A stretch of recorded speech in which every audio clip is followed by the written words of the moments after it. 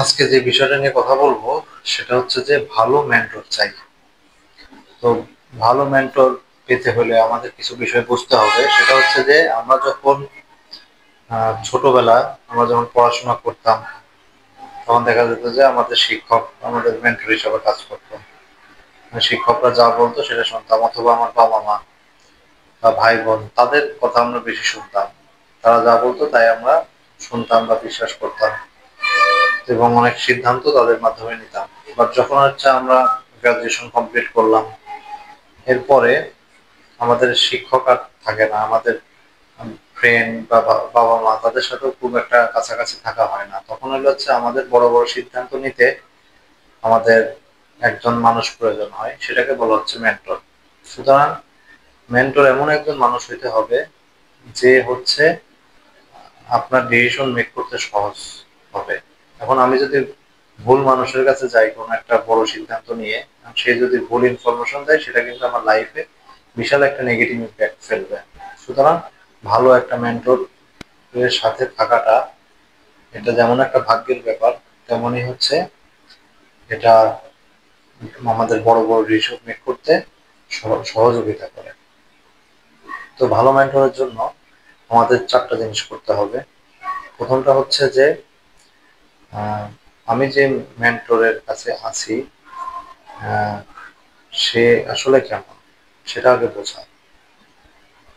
তো আমার বৈশিষ্ট্যের সাথে তার বৈশিষ্ট্য মিলছে কিনা, বা আমি যা হইতে চাই সে ওই বিষয়ে কতখানি দক্ষ, বা আমার মনের সাথে মনের মিল হচ্ছে কিনা, এই জিনিসটা যদি ক্লিয়ার থাকে তাহলে আমরা তার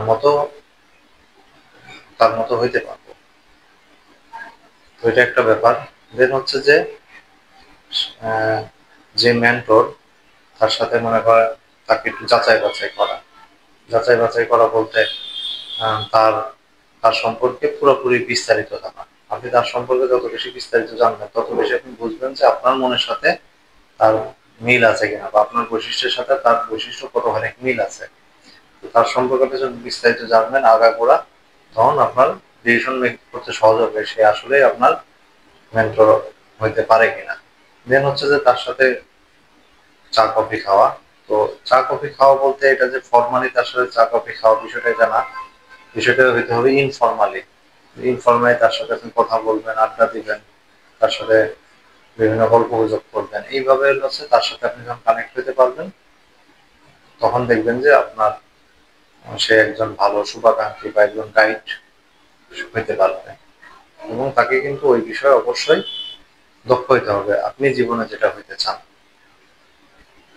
দেন হচ্ছে যে আহ, আপনার যে মেন্টর, সেই আহ, মেন্টরের প্রতি আপনার অগাধ বিশ্বাস থাকতে হবে।